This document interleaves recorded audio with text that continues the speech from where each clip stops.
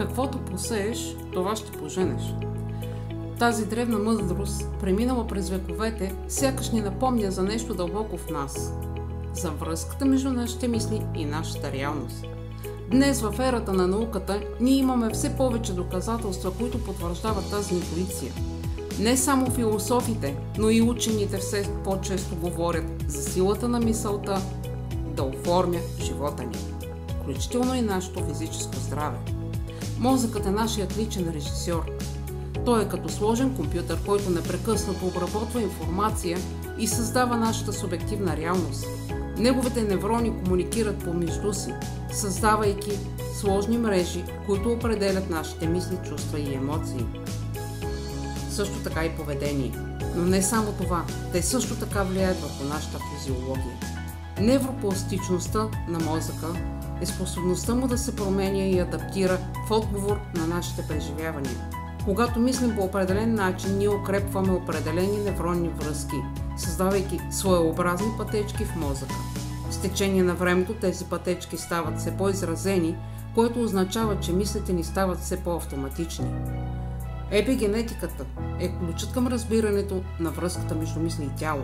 Епигенетиката е нова и бързо развиваща се област на науката, която изучава промените в генната експресия, които не са причинени от промени в самата ДНК последователност. С други думи, епигенетиката ни показва как нашите преживявания и начин на живот могат да повлияят на това, кои гени да се включат и изключат в нашите клетки. Стресът, например, е един от най-силните епигенетични фактори. Когато сме подложени на хроничен стрес, в организма ни се отделят хормони, които могат да променят генната експресия в различни клетки, включително и в имунните клетки. Това от своя страна може да отслаби имунната система и да увеличи риска от развитие на различни заболявания.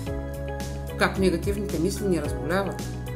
Многобройни изследвания показват, че хроничният стрес, тревожността и негативните мисли могат да имат пагубен ефект върху нашето физическо здраве. Тези негативни емоции могат да отслабят имунната система. Както вече споменахме, стресът може да промени генната експресия в имунните клетки, което ги прави по-малко ефективни в борбата с инфекциите. Те могат също така да ускорят процесите на стареене. Хроничният стрес е свързан с по-къса продължителност на живота и по-бързо стареене на клетките. Те могат да увеличат и риска от сърдечно-съдови заболявания. Стресът може да повиши кръвното налягане и нивата на холестерола, което увеличава риска от инфаркт и инсулт. Те могат да влошат и хронични заболявания. Хората с хронични заболявания като диабет и артрит често съобщават за по-лошо качество на живот, когато изпитват стрес и тревожност. Как да използваме силата на мисълта в своя полза? Не всичко е толкова мрачно.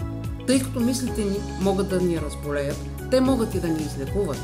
Все повече хора по света практикуват техники за управление на стреса, като медитация, йога и дихателни упражнения. Тези практики са доказали своята ефективност при намаляване на стреса, тревожността и депресията, както и при подобряване на общото благосъстояние. Позитивното мислене също играе важна роля за нашето здраве. Когато мислим позитивно, ние изпращаме сигнали на мозъка, които активират различни физиологични процеси, свързани с доброто здраве.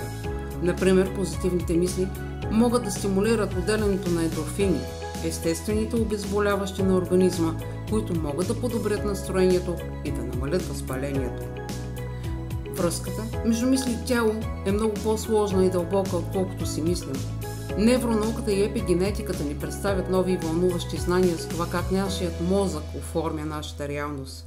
Когато разбираме как функционира нашият мозък, ние можем да вземем по-съзнателни решения за това как да мислим и да живеем. И така, какво можем да направим? Практикувайки техники за управление на стреса.